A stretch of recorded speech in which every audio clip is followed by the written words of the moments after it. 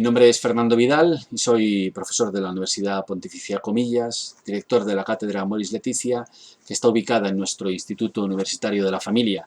Y quería agradeceros la invitación a participar y reflexionar con vosotros en torno a la cuestión de afectividad, sexualidad, familia, porque es algo clave, porque quizás en nuestro mundo el principal centro de problemas está en cómo pensamos el vínculo humano, algo que es crucial para la condición de cada ser humano, ¿no?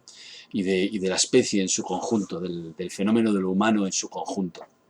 Dentro de esa reflexión en torno a los vínculos, pues cobra una especial importancia la figura del padre, ¿no? Porque hemos vivido unas décadas de revisión profunda, de crítica, de depuración también de aquellas adherencias históricas que van haciendo transformarse la idea de paternidad e intentar acercarnos no solamente al padre que queremos ser en el futuro, un padre cuidador, un padre comprometido, un padre que despliegue todas sus potencialidades, sino también acercarnos a aquello que la paternidad fue en origen o aquel tipo de paternidad que hizo posible la emergencia de lo humano en nosotros. Y al respecto tenemos que pensar en profundidad, cada uno en donde estamos, pero también en conjunto, ¿qué significa ser padre hoy? ¿Cómo ha ido evolucionando? Lo que nos encontramos es que la paternidad tiene un papel esencial dentro de la formación de la humanidad, en el proceso de humanización.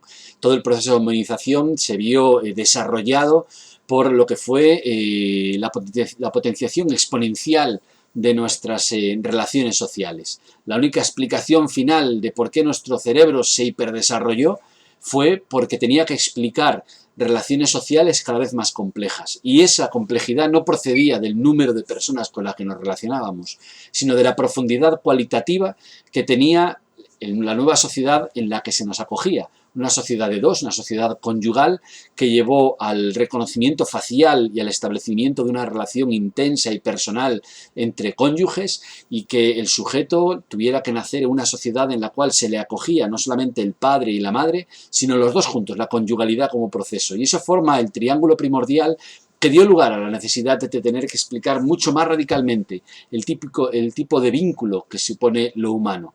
Y ahí es donde tenemos una clave que durante toda la historia no ha dejado de desentrañarse y jamás llegaremos a desvelar en todo su misterio, porque nos vincula a nosotros desde que somos niños y nos vincula a los que somos padres y madres desde algo que es tremendamente interior, que va más allá incluso de la capacidad que tenemos de reflexionar hoy. Necesitamos toda una vida para desentrañar qué significa ser padres, para desplegar lo que ocurrió y lo nuevo. Y es verdad que en relación a nuestros padres, y yo en relación a mi padre, no recibimos una información y una relación que durante la vida vamos intentando explicar, sino que lo más importante de nuestros padres, lo más importante de mi padre, lo voy a encontrar en el futuro. Está escrito en las últimas páginas de mi vida y durante toda mi vida voy a estar desentrañando todo este misterio. Es verdad que la paternidad forma parte del proceso de hominización, pero también es cierto que durante la historia ha vivido fases muy diferentes. En la fase que vivimos actualmente hay una especie de indiferenciación, ¿no? Como si la forma de renovar la paternidad fuera quitarle su singularidad. Y quitarle su singularidad significa desmaterializarla. Desmaterializar fenómenos como la masculinidad, el género, el sexo, que lo que nos lleva es, a fin de cuentas, a desingularizarnos, a tener cada vez menos capacidad de encarnación, a ser cada vez más abstractos y simplemente un fenómeno ideal, una idealización que puede ser manejada a voluntad. Y sin embargo no es así. Tenemos un cuerpo, tenemos una masa, tenemos una historia, tenemos una realidad a partir de la cual actuamos, desde la cual somos originales, desde la cual podemos llegar a serlo todo, ¿no? Pero es precisamente a través de esa encarnación. En la paternidad es curioso porque se ha querido ver lo paterno casi como prescindible, como algo que tampoco es necesario, ¿no? Y sin embargo, lo que nos damos cuenta es que hay una naturaleza de la paternidad, que ser padre genera toda una serie de cambios. A partir del año 2007, especialmente un autor, Lee Gettler, de la Universidad de Notre Dame, en Indiana, hizo una serie de investigaciones en las cuales intentaba medir cómo se modifica el sistema endocrino del varón cuando era padre. y descubrió que hay una transformación profunda. Siempre hemos escuchado que las madres pues tienen cambios hormonales cuando están embarazadas, cuando llegan a la maternidad, y sin embargo hemos descubierto que también el padre vive una serie de cambios hormonales y no menores. Por ejemplo, la testosterona. La testosterona en los varones suele ser unos 20 veces superior a la que tienen las mujeres, que también tienen. Y sin embargo, cuando somos padres, se reduce un tercio la testosterona. ¿Para qué? Bueno, porque la testosterona es una hormona que genera mayor tolerancia al riesgo, mayor tolerancia a la aventura, mayor tolerancia a lo nuevo. Y cuando se reduce, lo que hacemos es tener más miedo, ser más cautos, ser más precavidos. Y efectivamente, el cuidado del hijo está vinculado a ser más protector. No es la única hormona que cambia, también cambia la prolactina, por ejemplo, aumenta la prolactina, que lleva a ser mucho más cuidadores. La prolactina, claro, produce en las mujeres el flujo lácteo, pero en nosotros también produce el efecto de llevarnos a nuestro hijo al pecho, aflauta la voz, la hace más próxima, aumenta también por ejemplo, la oxitocina, lo que es la hormona que genera la empatía, aumenta en los hombres en cantidades bastante considerables. Disminuye el cortisol y eso va a hacer que la presión sanguínea también disminuya y va a hacer que los varones soporten mucho mejor la presión de tener una vida que tienen que cuidar y que es tan vulnerable, que te despierta por la noche, que te irrita, que te hace vivir alerta, mucho más alerta. Bueno, diferentes hormonas, la vasopresina, el estradiol, por ejemplo, también disminuye, y además también se está estudiando cómo disminuye o cómo varía, perdón, todas las propias áreas cerebrales, cómo varía la materia gris. Es decir, que hay una transformación profunda y bastante integral del varón, y no se produce porque tengamos un ser dentro de nosotros gestándose, sino que lo produce, lo que dispara estos cambios, es el propio vínculo. Y además no lo hace en el momento del nacimiento, lo hace perinatalmente, desde el propio momento de la concepción, desde el momento del principio de la gestación. El varón va cambiando sus disposiciones, cambiamos físicamente, cambiamos endocrinamente, cambiamos en muchísimas de nuestras actitudes. Hay una naturaleza de ser padre, hay un padre natural que ha sido formado así milenariamente desde hace 300.000 años al menos, para poder ejercer ese papel tan profundamente vinculado a no solamente la continuidad de la humanidad, sino a la vida de cada uno de nosotros. Esa naturaleza paternal se ha transformado culturalmente a lo largo del tiempo, y es cierto que en el siglo XIX sufrió un cambio muy sustancial.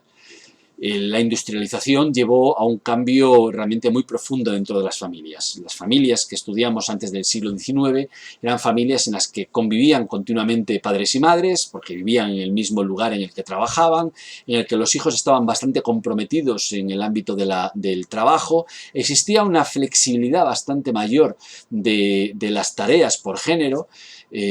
También existía un cuidado mayor por parte de los padres varones respecto al hijo. No era esta idea del padre ausente, del padre descomprometido, del padre no sentimental. Por el contrario, en el siglo XVIII, la sentimentalidad de los padres era mucho más intensa con los hijos de lo que, por ejemplo, lo es ahora. Sin embargo, la industrialización lo cambió todo, porque se cogió masivamente a los varones y se les llevó a la fábrica. Y se separó radicalmente lo que era la cultura gratuita, de donación, de relación profunda de la familia, con la cultura de la fábrica, que estaba mucho más individualizada, que no estaba bajo estos principios de la fraternidad, sino bajo principios de relaciones laborales definidas desde el capitalismo. Y eso conllevó un cambio drástico, llevó a que la familia y la pareja salieran de la vida pública, se vieran como un ámbito privado. Había un ámbito de la producción fabril, donde estaban los varones, y había un ámbito de la producción o reproducción que era el ámbito de la casa. Incluso se distribuyó y se difundió muchísimo la imagen de la mujer consagrada al hogar, cuando muchísimas mujeres de clases populares estaban en el hogar y también estaban en la fábrica. Esa configuración de la paternidad fue lo que produjo esta imagen que tenemos del padre que no está en casa, porque pasaba largas jornadas de la vida fuera del hogar, que estaba en cierto modo desentimentalizado, ¿no? Desemocionalizado. ¿Por qué? Porque realmente en el hogar se le veía como un personaje ajeno. Hay un libro británico del siglo XIX que estudia, la paternidad en el siglo XIX, que se llama El hombre ausente, ¿no? El hombre fantasma de Gosman. ¿Por qué? Porque realmente no era tu función. estabas expulsado culturalmente de ahí. Se desarrolló una cultura de la masculinidad y una cultura del sexo que no estaba relacionado con la familia, que no estaba entrañado dentro de la conyugalidad, sino que era ajeno. Y de ahí nos viene esta cultura sexual tan agresiva, tan externa, tan desemocionalizada, tan desvinculada de las propias relaciones humanas y de las relaciones más íntimas donde se suelen dar, ¿no? donde están más propiamente ubicadas. Y eso generó un tipo de paternidad y un tipo de idea del patriarcado que nos ha llevado hasta los años 60, en donde hay transformaciones profundas. Creo que estamos en un proceso de redescubrimiento de la paternidad, no de vaciamiento de la paternidad. El peligro es que por intentar depurar la imagen de paternidad, la vaciemos de contenido y, a fin de cuentas, desfiguremos su existencia, cuando es en realidad una experiencia profunda en muchísimos varones, en la mayor parte, la inmensa mayoría de varones, y quizás la experiencia más profunda que tenemos de masculinidad, de lo que somos. Y esto requiere un pensamiento mucho más profundo, requiere una antropología mucho más profunda, requiere estudios de ciencias sociales realmente más hondos, más integrales, que vean la paternidad en toda su profundidad y en toda su universalidad, porque esa naturaleza del padre es algo que es una institución universal, y una institución que nos lleva al propio origen del ser humano y que sin duda estará acompañando al ser humano mientras nosotros seramos humanos y tanto cuanto estemos humanizados.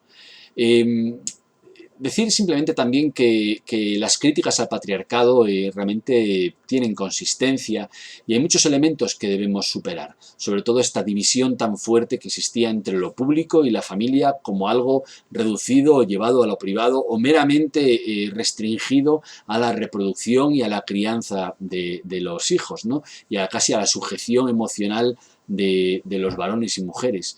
Es algo mucho más amplio. La familia es la primera comunidad de la sociedad civil, pero además también es la primera comunidad humana donde realmente se engendró la condición humana. Y al respecto tenemos que decir que es verdad que el patriarcado tiene una sombra y un peso tremendamente importante, pero que han existido ejemplos históricos que han revolucionado la paternidad. Y en ese sentido es cierto que la tradición judeocristiana ha sido crucial para la formación de un padre mucho más libre, mucho más vinculado a sus hijos desde un compromiso profundamente humano, que ha liberado a los hijos de la carga del padre, que ha liberado a las mujeres también de la carga del pater familias en Roma. Lo más original del cristianismo es realmente la liberación de la paternidad para convertirla en una experiencia profunda, una experiencia relacional también de amistad, una experiencia en la cual lo humano, la relación humana, el vínculo supera cualquier categoría, es verdad.